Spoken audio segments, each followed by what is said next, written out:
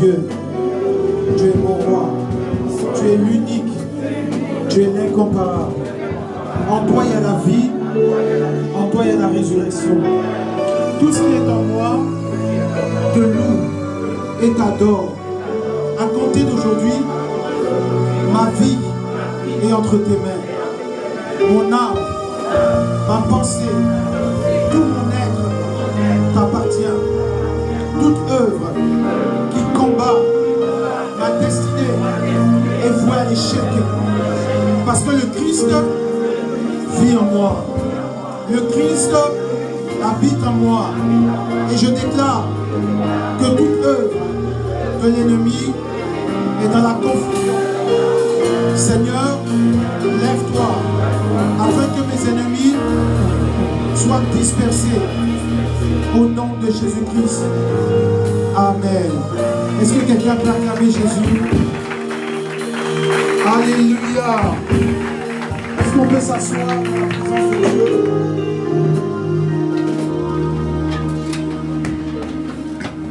Dis à ton voisin, tout va bien. Oh, dis-lui, tout va bien. Après une bonne nouvelle comme ça, tout va bien. Amen.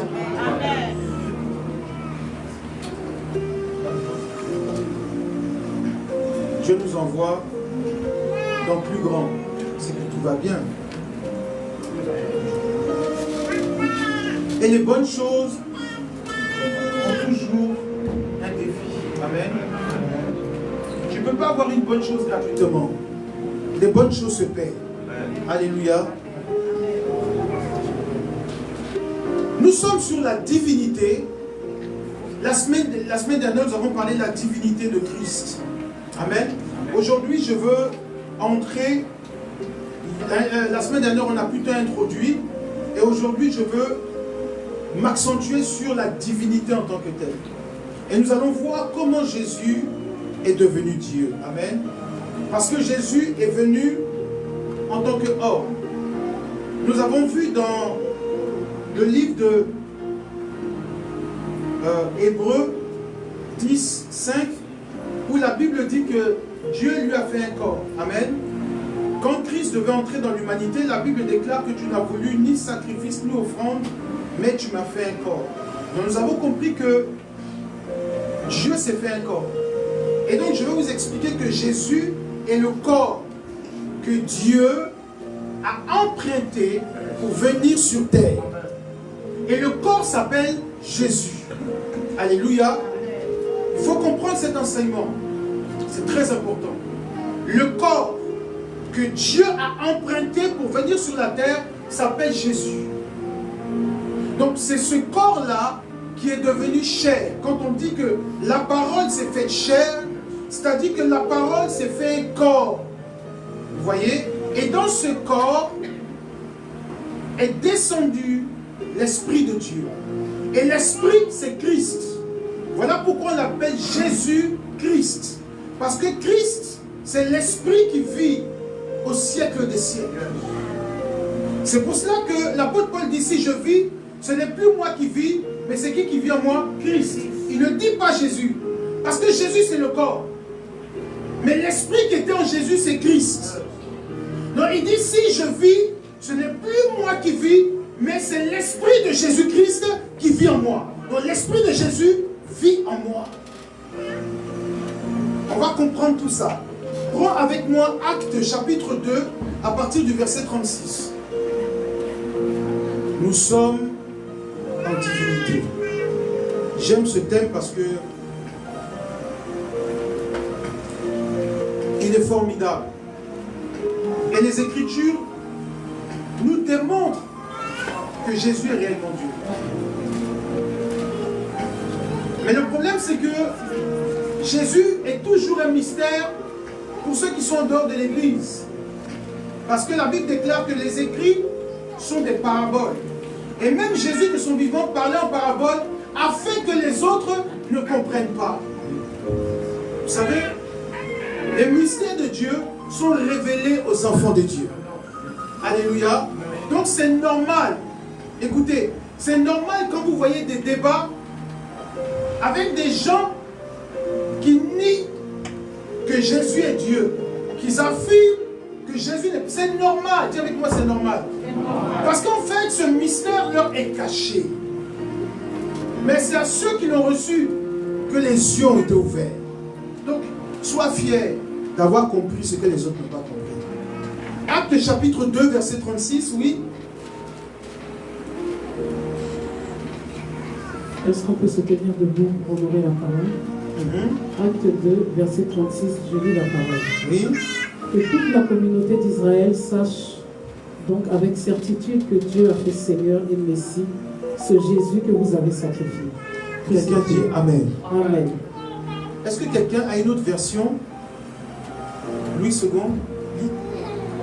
Dans ma version, il est dit que toute la maison d'Israël sache donc avec certitude que Dieu a fait Seigneur et Christ, Jésus que vous avez crucifié.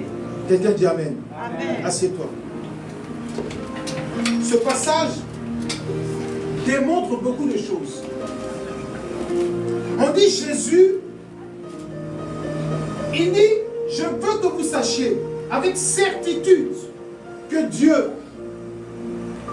a rendu Jésus, que vous avez crucifié, un Seigneur et de quoi? Christ. C'est important de comprendre que quand Jésus arrive, il n'est pas encore le Christ. Quand Jésus arrive sur terre, il n'est pas encore Dieu. Alléluia. Il est la manifestation de Dieu, l'émanation de sa gloire. C'est-à-dire que c'est un corps que Dieu a fait dans l'esprit, qu'il a matérialisé, qu'il a envoyé sur terre et qui vit sur terre. Mais lorsque vous regardez que quand Jésus se fait baptiser, c'est à ce moment-là que quelque chose se passe. La Bible dit que quand Jésus sort de l'eau du baptême, qu'est-ce qui va se faire entendre? Une voix se fit entendre. Donc, un, le ciel va s'ouvrir. Deux, une voix se fait entendre. Voici mon fils en qui j'ai mis mon esprit. Et la Bible déclare que Jean dit qu'il a vu l'esprit descendre sous forme de quoi? Une colombe. Et qui s'est posé sur l'épaule de Jésus-Christ, de Jésus. Donc comprenez que c'est à cet instant que Jésus va recevoir en lui, corporellement, toute la divinité de Dieu. C'est pour ça que Colossiens, chapitre 2, verset 9, nous dit qu'en lui, dans son corps, habite corporellement toute la plénitude et la divinité de Dieu. Pourquoi? Parce qu'en fait, le corps de Jésus, arrivé un moment après les eaux du baptême, va recevoir. Donc, ce qui veut dire que avant le baptême, l'esprit de Christ n'était pas encore sur lui. Donc, c'est-à-dire qu'il avait la sagesse de Dieu, parce que quand il rentrait dans le temple, sa sagesse était excellente. Et les gens se disaient, mais comment un enfant peut parler comme ça? Donc, c'est-à-dire qu'il était là. Il avait les caractères, il avait les traits, mais il n'avait pas encore la plénitude totale. Mais il va arriver un moment où, à l'âge de 30 ans, il va entrer dans les eaux du baptême. Et Jean-Baptiste dit, moi je vous baptise d'eau, mais celui qui vient après moi, il est plus puissant que moi. Je ne suis pas digne de délier les courroies de ses sandales, mais lui vous baptisera pas d'eau, mais il vous baptisera de l'esprit et de feu. Donc c'est-à-dire que le baptême qui est en Christ n'est pas un baptême physique, mais c'est un baptême spirituel. Donc ce qui était en Jésus était la plénitude. Et donc, lorsqu'il y a eu l'effusion du Saint-Esprit, sachez une chose, que quand les disciples étaient remplis de l'Esprit, ils ont reçu l'Esprit de qui? De Christ. C'est pour ça que Jésus dit, il faut que je m'en aille, afin que je envoie quoi? Mon Esprit.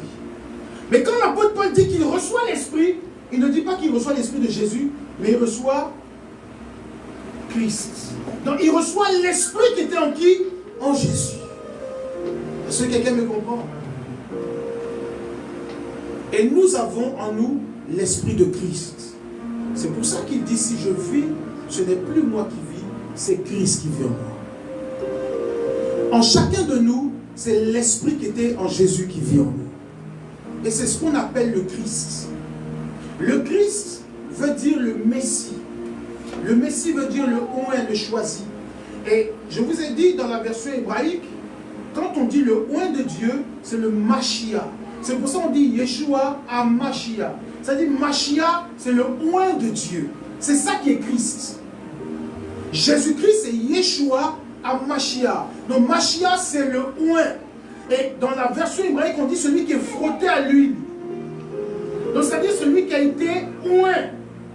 Or, dans l'ancienne alliance, pour que quelqu'un soit oint, il fallait qu'on verse de l'huile sur sa tête. Mais nous, à notre niveau, même sans l'huile, l'esprit est là. Parce que nous avons le oint en nous. Et je veux cet après-midi que tu comprennes que nous avons une gloire excellente en chacun de nous. Et donc, pour revenir à notre passage, il dit, Dieu a fait, il a fait Seigneur et il a fait Christ. Arrivé à un moment, étant sur la terre, pour pouvoir opérer dans la divinité de Dieu, il lui fallait recevoir la plénitude. Donc Jésus était 100% humain et il était 100% esprit. Il avait l'humanité en lui. C'est-à-dire que on pouvait le frapper et le sang pouvait couler. Ça, c'était le côté humain. Mais le côté divin, c'est qu'il pouvait mourir et de lui-même, il pouvait revenir à la vie. Est-ce que quelqu'un me comprend? Et c'est ce qui fait toute la différence entre les autres dieux et la personne de Jésus-Christ. Nous pouvons voir que Mahomet est mort. Et Mahomet est un lieu où on peut constater la mort. Il y a des dieux, des prophètes, des Bouddhas, des Confucius, toutes ces divinités ont des sarcophages. Même les pharaons qui se faisaient dieux de la double demeure en haut et en bas, on a retrouvé aussi leur sarcophage. Et on peut attester qu'ils sont morts. Mais il y en a un. C'est l'unique. C'est l'incomparable. La Bible déclare dans Michée, chapitre 5, verset 1, il s'appelle l'ancien des jours. Alléluia. Il s'appelle l'ancien des jours. Et la Bible déclare dans Michée 5, verset 1 que son origine remonte dans l'éternité. C'est-à-dire que quand on parle de l'éternité, avant que le monde ne soit, lui, il était là. Donc, il est le créateur de toutes choses.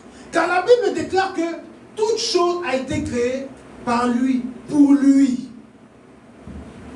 C'est-à-dire que tout ce qui vit, c'est pour lui. Donc, Christ s'est fait un corps. Et il est venu habiter parmi les hommes. Et ce corps-là s'appelle Jésus. Et c'est pour ça que durant son parcours, son nom a changé. Au début, on l'appelait Jésus de Nazareth. Et après, on a commencé à l'appeler Jésus-Christ. Parce qu'en fait, en lui, s'est manifestée la gloire de Dieu. Et je veux vous dire qu'il est important de comprendre que lorsque nous prions Jésus, nous ne prions pas quelqu'un qui va prendre nos prières pour les emmener à Dieu. Comme tout à l'heure, l'évangéliste Alex a lu Jean 14 à partir du verset 5, où Jésus a dit que celui qui a vu le Père m'a vu. C'est-à-dire que Jésus était en train de révéler quelque chose que le monde ne pouvait supporter. Et moi, je comprends les gens de son siècle qui l'ont crucifié. Pas que j'atteste ce qu'ils ont fait, mais c'était trop pour eux. Imaginez-vous quelqu'un qui vient et qui affirme qu'il est Dieu. Il arrive devant les pharisiens, il dit qu'avant qu'Abraham ne soit, moi je fuis. Et on dit, mais on t'a vu te baptiser ici, tu as 30 ans. Comment tu peux dire que tu es aussi vieux que notre père Abraham? Il croise la femme samaritaine au puits de Jacob. La femme lui dit, est-ce que tu es plus grand que notre père Jacob? Il dit, mais avant que Jacob le soit, moi j'étais là. Il a vécu d'âge en âge. Il a assisté à tous les événements terrestres. Il a suivi le cours de l'histoire. Et il a été impliqué dans l'histoire. Depuis la Genèse, il est l'arbre de vie au milieu du jardin. Amen. Voilà pourquoi lorsque vous lisez Genèse, quand Adam et Ève ont mangé le fruit défendu, qu'est-ce que Dieu a fait? Dieu a dit, empêchons-les de manger de l'arbre de vie. Pourquoi? Pourquoi? Quelqu'un peut me dire pourquoi il les a empêchés? Pour ne pas qu'ils soient comme qui? Comme nous.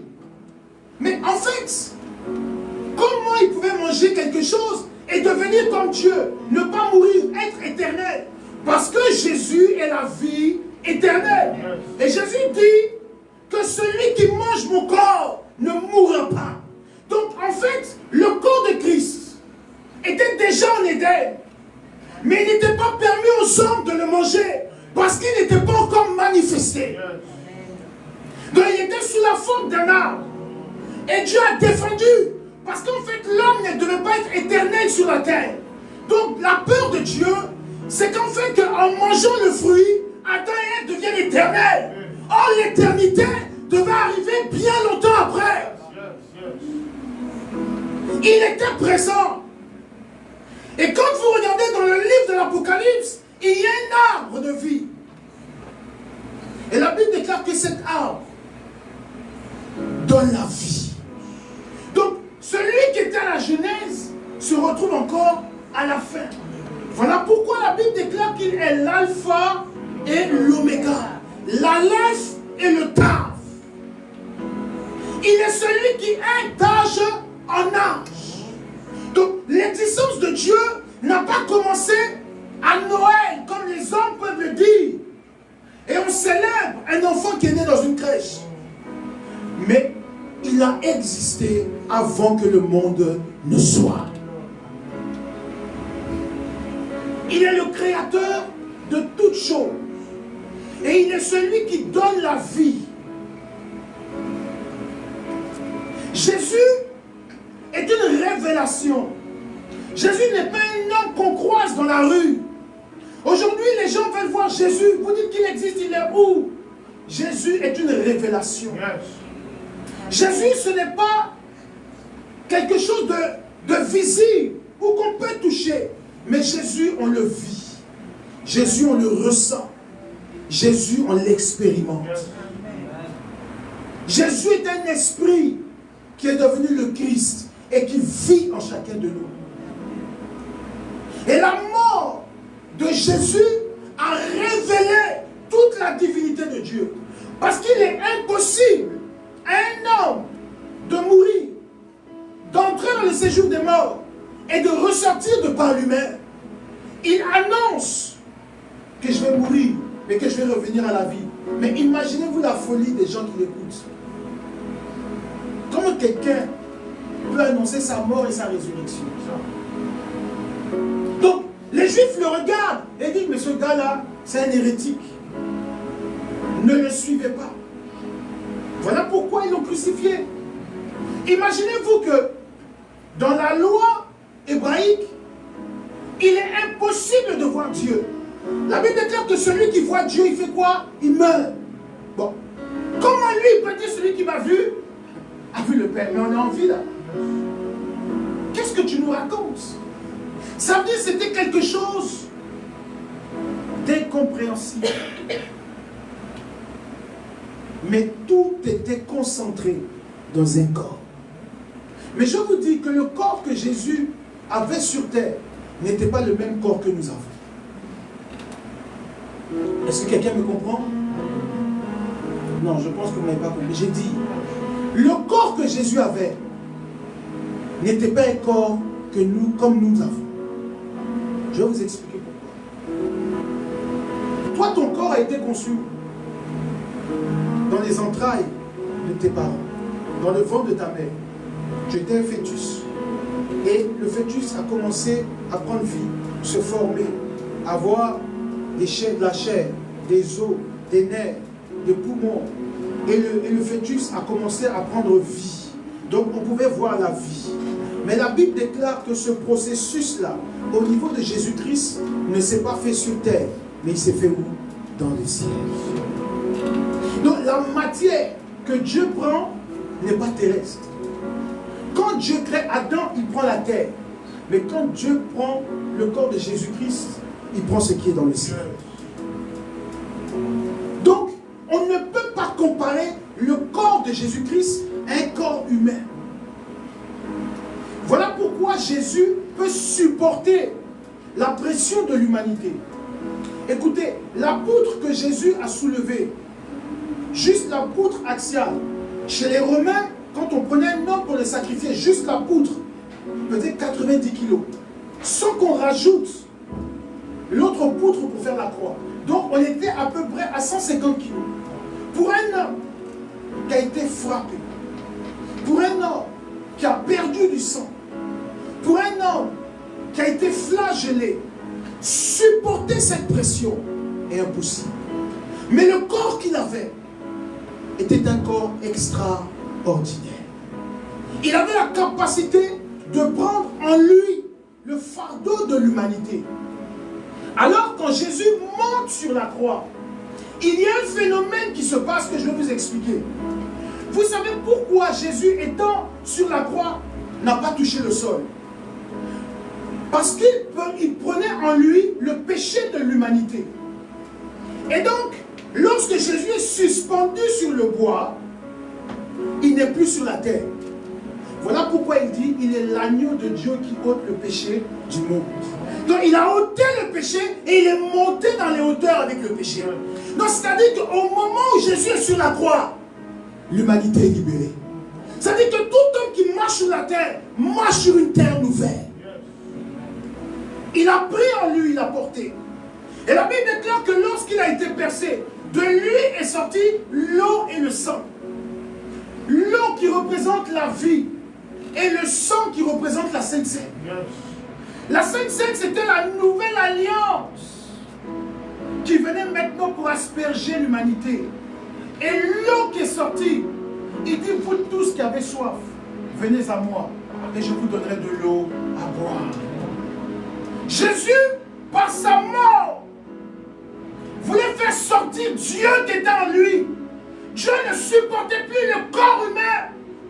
Et il fallait que le corps se déchire pour que l'aigle puisse prendre son envol. Parce que la Bible déclare que Dieu est comme un aigle. Et il veille sur sa création. Donc il fallait que le Christ puisse sortir. Mais pour que le Christ puisse sortir, il faut que la chair soit déchirée. Voilà pourquoi la Bible déclare que dans le temple, le voile a été déchiré du haut jusqu'en bas. C'est-à-dire que l'aigle est descendu et il a déchiré la chair. C'était la mort. Et quand la chair a été déchirée au travers du voile, tous ceux qui n'avaient pas accès à Dieu ont eu accès. Donc c'est-à-dire qu'aujourd'hui, en tant qu'homme, aujourd'hui tu es dans le lieu 3 fois saint de Dieu. C'est-à-dire qu'avant, tu ne pouvais pas accéder. Mais le corps a été déchiré. Or, le corps de Jésus, c'est le voile qui était dans le tabernacle. Jésus était dans le tabernacle. Quand Dieu a dit à Moïse, mets un voile entre le lieu saint et le lieu très saint, c'était mets Jésus entre moi et les hommes. Et arrivé dans la nouvelle alliance, le voile est déchiré. Jésus devient Dieu et il ouvre la porte à une génération nouvelle. Et la Bible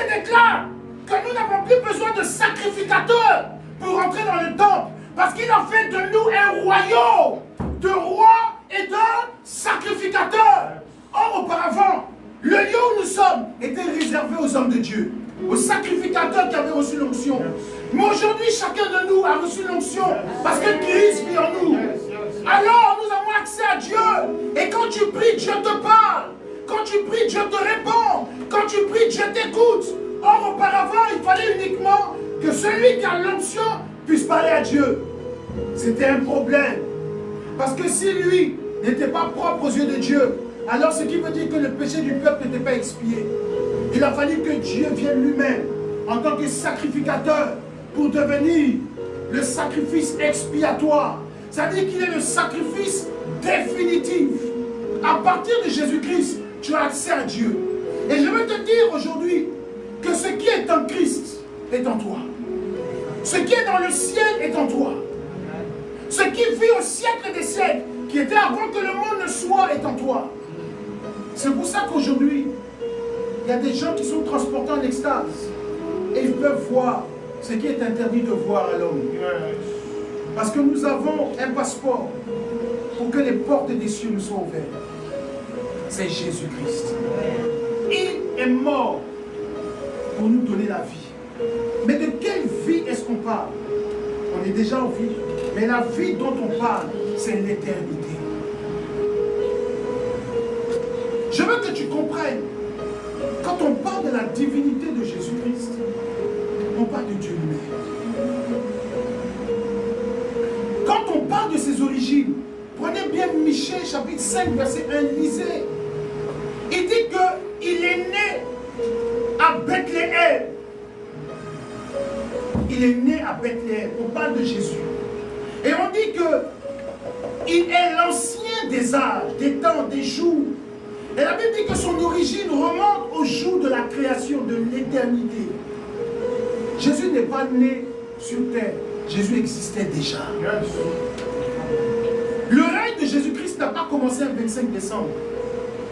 Il a commencé avant que le monde ne soit. Et je veux que tu aies la crainte de ton Dieu. Parce que partout où tu es, tu transportes Dieu.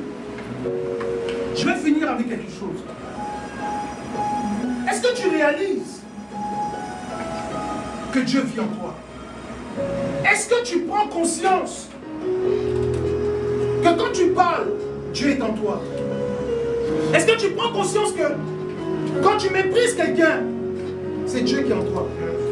Tu transportes Dieu. Souvent, on va en boîte de nuit. Mais est-ce que tu te rends compte que tu transportes Dieu dans un lieu sale? Souvent, tu vas dans des endroits bizarres. Mais est-ce que tu te rends compte que tu transportes Dieu? La Bible déclare, ne savez-vous pas que vous êtes le temple du Saint-Esprit? L'apôtre Paul vous pose la question, est-ce que vous ne savez pas ces choses? Tu fais des choses obscènes. Tu penses que personne ne te voit. Mais il y a Dieu qui vit en toi. Il faut que tu aies la crainte de celui qui vit en toi. Voilà pourquoi il dit, n'attristez pas le Saint-Esprit de Dieu. Chacun de nous, nous avons reçu l'Esprit de Dieu. Ce qui veut dire que rien n'est impossible. Rien n'est impossible. Comment se fait-il qu'il y en a qui ont peur de certaines choses alors que ce qui est en eux est plus fort que ce qui est dans le monde? Tu as peur de quoi? Un sorcier, un féticheur, ça me fait rire. Ce qui est en toi lui fait peur aussi. Ce qui est en toi lui fait peur. Mais c'est parce que toi tu ignores ce qui vit en toi. Et la peur fait que tu dévalorises ce qui est en toi. Imaginez-vous un enfant qui a une Kalachnikov. La première des réactions, tu vas reculer. Parce que tu ne sais pas s'il est conscient de l'arme qu'il a. Tu ne sais pas s'il a chargé l'arme. Tu ne sais pas s'il est prêt à tirer. Donc tu dis petit, doucement, dépose. Dans le monde spirituel, quand on nous voit comme des guerriers, armés jusqu'aux dents. Mais le problème, c'est que quand on nous voit, on a peur. Mais quand l'ennemi se rend compte que tu ne sais pas que tu es dangereux, il peut jouer avec toi. Alors promène-toi comme un homme dangereux, dangereuse. Quand tu pries, crois que ton ennemi est en train de tomber. Parce que ce qui vit en toi, c'est la manifestation de Dieu. Le problème, ce qui nous manque à nous, enfants de Dieu, c'est la compréhension de qui nous sommes. Jésus dit, je vous envoie mon esprit. Et tu penses que tu es la même chose que ceux qui sont dehors. Voilà pourquoi il dit, ne vous conformez pas à ce siècle présent. Pourquoi vous voulez être comme les gens du dehors? Pourquoi vous voulez faire comme eux? Vous êtes différents. Vous avez ce qui est meilleur en vous. La Bible déclare que c'est la bénédiction de Dieu qui enrichit. Je vais vous expliquer quelque chose. Il y a beaucoup de personnes qui ne savent pas une chose. C'est que les riches qui sont dehors peuvent perdre leur richesse et déprimer. Mais toi, tu peux perdre l'argent et avec la grâce de Dieu recommencer. C'est pour ça que la Bible dit que le juste tombera 7 fois, je le relèverai 7 fois. Mais quand il tombe, il ne se relève pas. C'est pour ça que vous voyez des gens qui peuvent se retirer la vie, qui peuvent se donner la mort. Parce qu'en fait, ils n'ont plus d'espoir. Parce qu'ils n'ont aucune certitude qu'ils pourront retrouver ce qu'ils ont perdu. Mais nous avons cette certitude. Peu importe ce que nous avons perdu, nous allons le retrouver en Jésus-Christ.